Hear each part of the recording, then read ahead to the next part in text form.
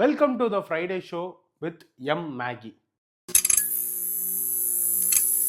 இந்த weekend Friday release ஆகின மூவிஸோட லிஸ்ட்டில் one of the movie தான் த ஸ்மைல் மேன். இந்த படத்தோட ப்ரொடியூசர் பார்த்தீங்கன்னா அனீஷ் ஆனந்தன் அப்படிங்கிறவங்க ப்ரொடியூஸ் பண்ணியிருக்காங்க. இந்த படத்தோட டேரக்டர் பார்த்தீங்கன்னா ஷியாம் பிரவீன்கிறவர் டைரக்ட் பண்ணியிருக்காரு. இது இவரோட ஃபர்ஸ்ட் டெபியூ ஃபிலிம். இந்த படத்தோட மியூசிக் பார்த்தீங்கன்னா கவாஸ்கர் அவினாஷ்ங்கிறவர் இந்த படத்துக்கு மியூசிக் பண்ணியிருக்காங்க.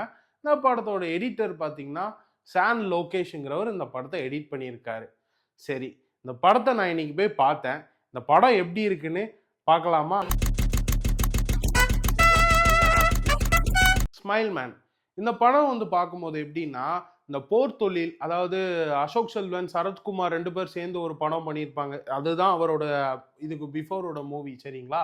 அந்த ஒரு படம் பார்க்கும்போது ஒரு த்ரில்லர், ஒரு ஆக்ஷன் கொடுத்துருந்துருப்பாங்களா, ஒரு வில்லன் எப்படி அவங்களை கொலை பண்ணுறாங்க, அந்த வில்லனை எப்படி கண்டுபிடிக்கிறாங்க அப்படிங்கிற ஒரு த்ரில்லிங் மூமெண்ட் ஒன்று கொடுத்துருப்பாங்கல்ல, அதே மாதிரி தான் இந்த படத்துலையும் ட்ரை பண்ணியிருக்காங்க.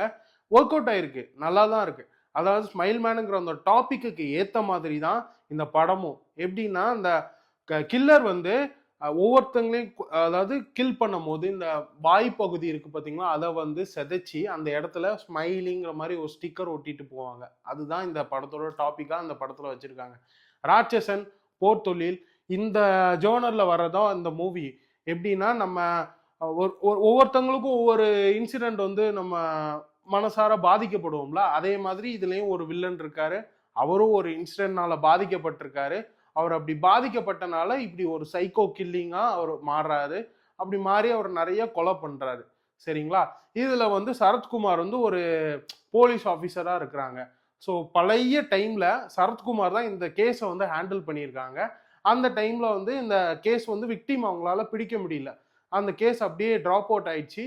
அப்போ இடையில வந்து சரத்குமாருக்கும் ஒரு ஆக்சிடென்ட் ஆகுது. அந்த ஆக்சிடென்ட் அப்போ என்னன்னா, அவரோட தலையில பலமா அடிபட்டு அவர் வந்து பழசு எல்லாத்தையும் மறக்கிறாரு.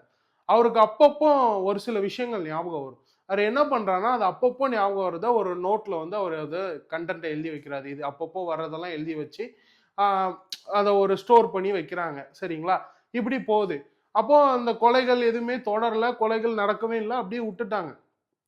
திரும்ப என்ன ஆச்சு, அந்த வில்லனுக்கு ஒரு விஷயம் ட்ரிகர் ஆகுது. ஒரு விஷயத்துல அவரோட ஈகோ கூடுது. அந்த டைம் திரும்ப இந்த கொலைகள் நடக்க ஆரம்பிக்குது. அந்த படத்துல ரீசன்ட் டைம்ஸ்ல திரும்ப அந்த கொலைகள் நடக்க ஆரம்பிக்குது. இது ஃபுல்லா இந்த கோயம்புத்தூர் வட்டாரத்தை சுத்தி நடக்குது.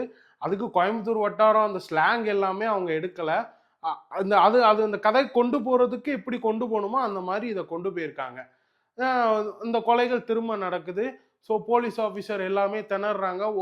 டெய்லி ஒவ்வொரு நாளைக்கும் ஒவ்வொருத்தரா சாகுறாங்க. ஸோ அவங்க போய் போய் ஒவ்வொருத்தராக பார்க்கும்போது இந்த யார் என்ன நடக்கு எதுவுமே அவங்களுக்கு தெரில. விசாரணை எல்லாமே தோற்று போகுது. ஸோ இந்த கேஸை ஆல்ரெடி டீல் பண்ண ஆஃபீஸர் யார் அப்படின்னு விசாரிக்கும் போது அப்போ தான் சரத்குமார் என்ட்ரி. அவர் உள்ள வராரு.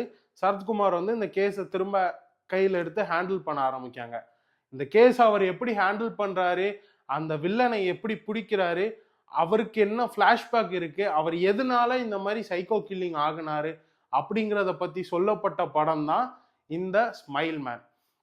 ஓவராலா சொல்லணும்னா, இதுல ஸ்கிரீன் பிளே ஒரு சில இடத்துல ஒர்க் அவுட் ஆயிருக்கு, ஒரு சில இடத்துல ஒர்க் அவுட் ஆகல. அதுக்கு ரீசன்லாம் ஒன்றும் இல்லை. ஆக்சுவலா இது இந்த டைரக்டரோட ஃபர்ஸ்ட் டெபியூ மூவி. ஆனா இது ஃபர்ஸ்ட் மூவின்னு தெரியாத அளவுக்கு இந்த படத்துல சூப்பரா பண்ணியிருக்காரு. இந்த படத்தை சூப்பராகவே எடுத்திருக்காங்க. இதுல நீங்க ரொம்ப லாஜிக்லாம் எதிர்பார்த்து இந்த படத்துக்கு போகக்கூடாது. நீங்க வந்து லாஜிக், நீங்க ஒரு த்ரில்லிங் வேணும், ஒரு என்டர்டெயின்மெண்ட் வேணும் அப்படின்னா இந்த படம் கண்டிப்பா நீங்க தியேட்டர்ல போய் பார்க்கலாம். உங்க டைம் ஒதுக்கி இந்த வீடியோ பார்த்துட்டு இருக்க மெட்ராஸ் ஃபிலிம் சிட்டி சேனலுக்கு தேங்க்யூ.